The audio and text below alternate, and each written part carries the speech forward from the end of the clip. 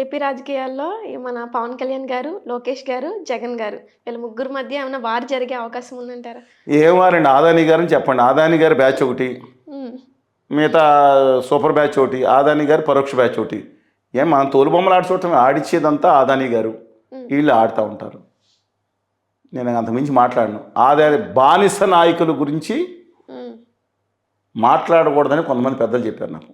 Okay. కానీ ఆంధ్రప్రదేశ్లో ఉన్న పరిస్థితి గురించి ఒకసారి మాట్లాడాల్సి వస్తున్నాం. కానీ వాళ్ళు మారాలని కోరుకుంటున్నాను. హ్మ్. ఆ ఆదాని గారికి ఈర భజన మానేసి ప్రజల గురించి పట్టించుకోమంటున్నాను. ఓకే. జగన్ గారు కేసులు పెట్టారు. చంద్రబాబు నాయుడు గారు ఈడీ నిన్న కాక మొన్న మోడీ గారి ప్రభుత్వం వచ్చిందా, చంద్రబాబు గారు అధికారం వచ్చింది, మళ్ళీ కొంతమంది అరెస్ట్ చేసి ఆయన లైన్లో ఆయన పెట్టారు. హ్మ్. ఈ తోలు బొమ్మలు ఆడించినట్టు ఆడిస్తున్నారండి. కళ్యాణ్ గారు ఎలాగో ఆదాని గారి పార్టీతోనే ఉన్నారు ఫస్ట్ నుంచి కూడా. ఆయన లేకపోవచ్చు. ఈ దుర్మార్గం కేంద్రంలో ఉన్న ఆదాని గారు ఉత్తర భారత జనతా పార్టీ ఆంధ్రప్రదేశ్ చేసిన నమ్మక ద్రోహం నయవించిన దుర్మార్గం పాపం మేము ఉద్యమంలో మొదలు నుంచి ఉన్నా, మధ్యలో ఆయన వచ్చి గట్టిగా ఖండించారు. అది ఒరిజినల్ కళ్యాణ్ బాబు గారు. ఓకే. ఇప్పుడు సచ్చే లేరంటారా? స్పిరిట్ ఉన్న ఎక్కడుందండి మీరు చెప్పండి. సచ్చే స్పిరిట్ ఉన్న వ్యక్తి, ఒక అభ్యుదయ భావాలు ఉన్న వ్యక్తి ఆ రోజు కళ్యాణ్ గారు. హ్మ్. మనుశాస్త్రమైన శాస్త్రం, తల నుంచి ఒకటి పుట్టాడు, కాళ్ళ నుంచి ఒకటి పుట్టాడు, ఎక్కడి నుంచి పుట్టాడో తెలియని దళితులు ఈ విధంగా ఉన్న నీచ నికృష్టంగా అభివర్ణించిన ఆ శాస్త్రాలను నమ్మే వ్యక్తి కాదు ఆయన. అభ్యుదయ భావాలన్న వ్యక్తి. అలాంటి వ్యక్తి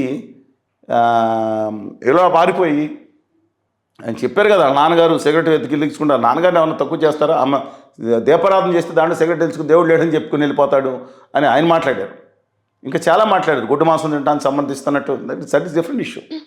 కానీ ఇవాళ ఆయన డైరెక్ట్గా ఆదాని గారి అండ్ ఒక్కో పార్టీ యొక్క ప్రభావం ఉన్నారు. అన్ఫార్చునేట్ అండి, వాళ్ళు సచ్చే దమ్మున్న పర్సనాలిటీ.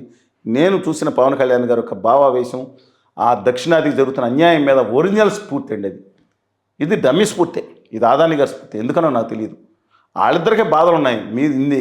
ఇంకేముందండి ఆంధ్రప్రదేశ్ హక్కుల కోసం అలా మాట్లాడకుండా సచ్చే పర్సనాలిటీ ఇవాళ అసలు అందరికన్నా దారుణంగా వెళ్ళిపోయి అక్కడికి వెళ్ళి ఆదాని గారికి భజన చేస్తూ ఉంటే, అనుకో పార్టీకి భజన చేస్తుంటే ఇట్స్ వెరీ అన్ఫార్చునేట్. పర్సనల్గా వారితో మాట్లాడినప్పుడు మళ్ళీ అవకాశం వస్తే డెఫినెట్గా నేను అడగనండి అపాయింట్మెంటు.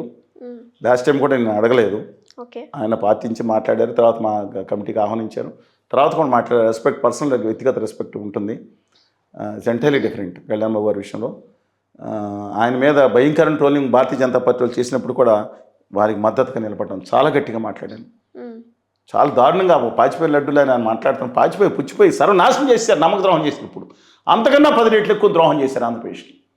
ఒక చాక్లెట్ ఇచ్చి సర్వనాశనం దోచుకెళ్ళిపోతాను పరిస్థితి వస్తుందా రాదా అనేది ఆలోచించుకోవాలి.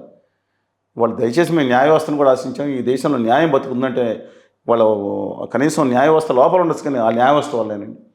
వాళ్ళన్నా న్యాయం చేస్తారు. రాజకీయ నాయకుల వల్ల వచ్చే భావితరాలు సర్వనాశనం అయిపోయే పరిస్థితి కనపడతా ఉంటుంది అత్యధికంగా. కొందరు రాజకీయ నాయకులు దయచేసి అర్థం చేసుకోవాలి, వాళ్ళ అభిమానులు కూడా అర్థం చేసుకోవాలి. మీ భవిష్యత్తు కోసమే ఈ సినిమా టిక్కెట్లు, దీంట్లో ఏం చేయాలి, ఉపాధి ఉద్యోగం లేదని ఆయన టీవీలో మాట్లాడారు. ఏమండి, హోదా విభజన హామీలో ఫైట్ చేయండి అంటే మానేసి ఉపాధి ఉద్యోగం లేదు, సినిమాలు చూసుకుంటారు, చొక్కాలు చింపు. అది సినిమా హాల్లోకి వెళ్ళి చొక్కాలు చింపుకోమని పిలిపివ్వటం ఏంటండి, నాకు అర్థం కాదు. సినిమా హాల్లోకి వెళ్ళి చొక్కాలు చింపుకోవాల్సిన అవసరం ఏముంది? కాళ్ళు దగ్గర వేసుకోండి చెప్పాలి. కొత్త చొక్కాలు కొన్ని చింపేసుకుంటారు. చింపేసుకుని ఈ కొత్త కల్చర్ ప్రవేశపెట్టారు. సైలెన్సర్లు అన్నారు ఇంతకుముందు, తప్పేండి. యాక్సిలేటర్ రేట్ చేయమన్నారు, తప్పేండి. ఎనర్జీ ఎక్కడ పోతాయి? ఎనర్జీతోనే మనం చనిపోతే రేపోతే నేను పిల్లలు దానివల్ల చనిపోయారు, అక్కడ యాక్సిడెంట్లు చనిపోయారు కదా, 5 లక్షలు ఇచ్చారు ఆయన. ఇది తప్పు కదండి, అప్సైడ్లు తప్పు కదా. అల్లు అర్జున్ గారి మీద అంత మాట్లాడాము. అసలు బహిరంగ సభలో క్షేమం క్షేమం క్షేమం అని ఆఖరిని చెప్పారు అని చెప్పి అశ్వత్థామ అధహ కుంజర అన్నట్టు. సచ్చే పర్సనాలిటీని ఎవరు డ్రైవ్ చేస్తున్నారు అనుమానించి? ఎవరు అడ్వైజర్స్? సచ్ ఏ హంబుల్ పర్సనాలిటీని ఎందుకు ఇలా చేశారు? అలాగే లోకేష్ గారు ఆయన ఎందుకని అసలు మెయిన్ థ్రస్ట్ ఏదో దీని మీద ఇండస్ట్రీస్ మీద పెడుతున్నా సరే ఐటీ మీద అనుకున్న థ్రస్ట్ ఎందుకు రావట్లేదు? ఎందుకని ఆలోచన అసలు లైమ్లైట్లో లేరండి. వాళ్ళ గవర్నీలు చంద్రబాబు నాయుడు గారు, గవర్నీలు కళ్యాణ్ బాబు గారే లైమ్లైట్లో కనపడతా ఉన్నారు. ఆయన పక్కే వెళ్ళిపోయారు. సరే ఆయన స్వచ్ఛందంగా వెళ్ళి ఉండొచ్చు, దట్స్ డిఫరెంట్ ఇష్యూ.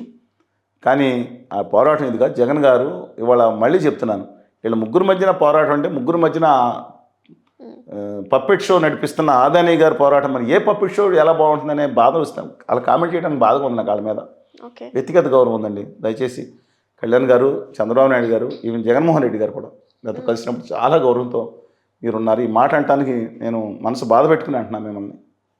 నిజంగా చెప్తున్నాను, మా మనసు బాధ పెట్టుకుని అంటున్నా. నిజంగా గుండెలోతుల్లోంచి బాధగా ఉంది. ఒకళ్ళనొకళ్ళు తిట్టుకుంటారు. వాళ్ళ భార్యలు వీళ్ళు, వీళ్ళ భార్యలు నాళ్ళు, లేదా వాళ్ళ పెళ్ళి గురించి ఏందండి నాకు అర్థం కాదు. ఆ దువ్వాడ శ్రీనివాస్ గారి ఇష్యూ అవసరం అండి, ట్రయాంగిల్ లవ్ స్టోరీస్. నేను బాధగానే చెప్తున్నాను. 24 గంటలు ఏళ్ళు అంటలేదు వేసి దాని మీద టాపిక్ డైవర్షన్ చేసేయటం. వాళ్ళని ఇంకా రాష్ట్ర హక్కుల కోసం మాట్లాడాలి, ఆత్మగౌరవం కోసం మాట్లాడాలి, భావితరాల కోసం మాట్లాడాలి. వాళ్ళకి కళ్యాణ్ గారు 10 లక్షల రూపాయలు కొంతమందికి ఇస్తాను ప్రతి కాన్స్టిట్యున్సీలో. అది ఇచ్చి వాళ్ళ ఇన్సెంటివ్స్ మొత్తం గుజరాత్కు తన్నుకుపోయారు. 100% ఎగ్జామ్షన్ గిఫ్ట్ సీట్లు ఇస్తున్నారు. ఒక్క 10 సంవత్సరాలు తీసుకురండి, యువత బాగుపడతారండి. 10-15 లక్షల మంది యువత. వీళ్ళ ముగ్గురు మీద గొడవ ఉన్నారు. నేను చెప్తాను, చేయాల్సింది వాళ్ళ ముగ్గురు ఒకటే చేయాల్సింది. ఆ 10 లక్షలు మందికి 15 లక్షల మందికి ఆ ఇన్సెంటివ్స్, ఆ గుమ్మ వ్యాపారులకు ఇచ్చేది వీళ్ళకి, మిగతా సబ్సిడీస్ ఇస్తే 1.5 కోటి మందికి ఇచ్చే దమ్ము సత్తా యువతకు. నేను మాట్లాడుతున్నాను మీ గురించి. మీరు సినిమా ఫ్యాన్స్ అన్ని తర్వాత సినిమాల గురించి మాట్లాడుకోండి. గేమ్ చేంజర్ అద్భుతం విజయం సాధించాలి, పుష్ప బ్రహ్మాండ విజయం సాధించాలి అని అందరూ కోరుకుంటాను. అలాగే జూనియర్ ఎన్టీఆర్ గారిని, అలాగే అందరినీ కూడా బాగుండాలని కోరుకుంటాను. అన్నట్టు కాదు, బలగం సినిమాలు సక్సెస్ అవ్వాలని కోరుకుంటాను, బలగం లాంటి సినిమాలు. అందువల్ల ఇది మాత్రం తప్పు, మార్చుకోవాలి వాళ్ళు, లేకపోతే భావితరాలకు శాశ్వత నష్టం చేసినట్టు.